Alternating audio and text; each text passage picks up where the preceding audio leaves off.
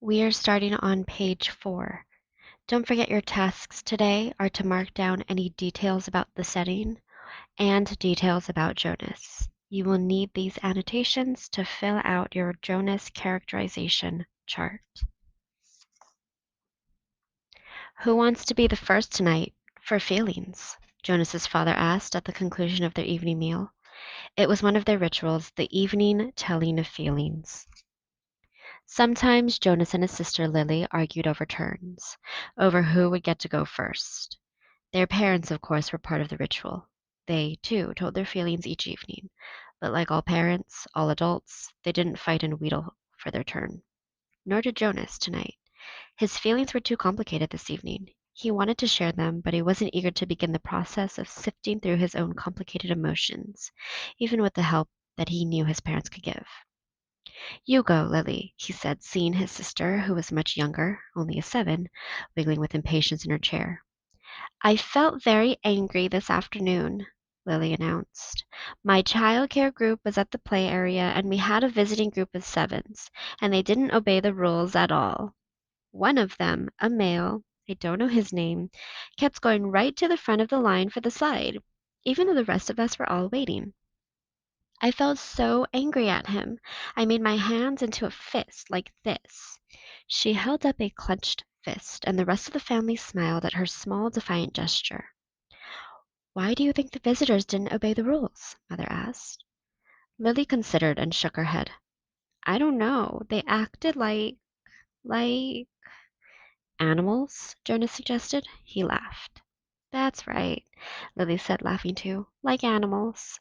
Neither child knew what the word meant exactly, but it was often used to describe someone uneducated or clumsy, someone who didn't fit in. Where were the visitors from? Father asked. Lily frowned, trying to remember. Our leader told us when he made the welcome speech, but I can't remember. I guess I wasn't paying attention. It was from another community. They had to leave very early and they had their midday meal on the bus. Mother nodded. Do you think it's possible that the rules may be different? And so they simply didn't know what your play area rules were? Lily shrugged and nodded. I suppose. You visited other communities, haven't you? Jonas asked. My group has often. Lily nodded again. When we were 6s, we went and shared a whole school day with a group of 6s in their community. How did you feel when you were there? Lily frowned. I felt strange, because their methods were different. They were learning usages that my group hadn't learned yet, so we felt stupid. Father was listening with interest. I'm thinking, Lily, he said, about the boy who didn't obey the rules today. Do you think it's possible that he felt strange and stupid about being in a new place with rules that he didn't know about? Lily pondered that. Yes, she said finally. I feel a little sorry for him, Jonas said. Even though I don't even know him, I feel sorry for anyone who is in a place where he feels strange and stupid. How do you feel now, Lily? Father asked. Still angry? I guess not, Lily decided. I guess I feel a little sorry for him, and sorry I made a fist. She grinned. Jonas smiled back at his sister. Lily's feelings were always straightforward, fairly simple, usually easy to resolve. He guessed that his own had been too when he was a 7.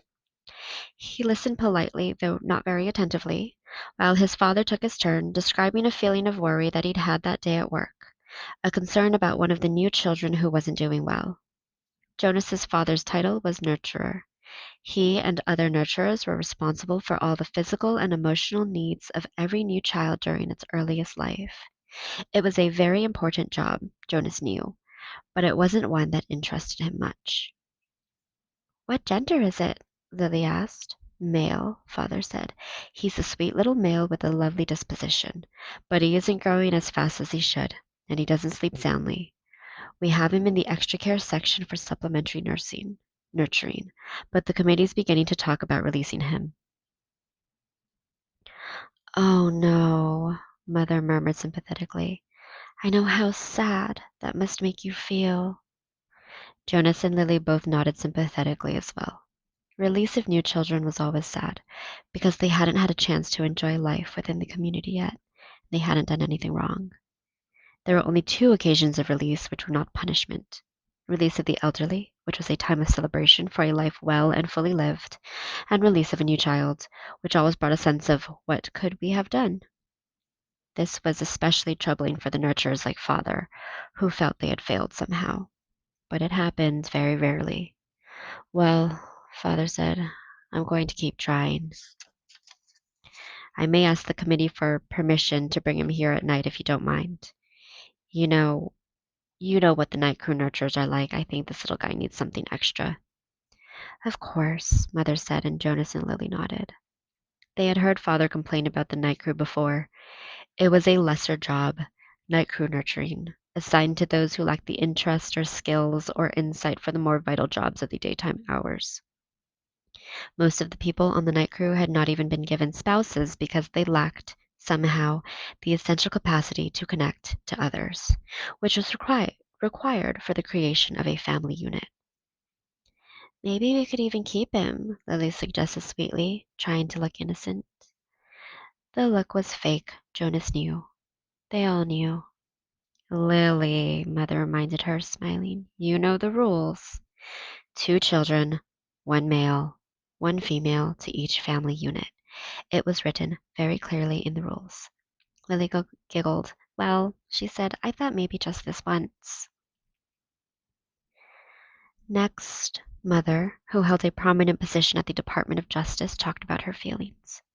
Today, a repeat offender had been brought before her, someone who had broken the rules before, someone who she hoped had been adequately and fairly punished, and who had been restored to his place, to his job, his home, his family unit.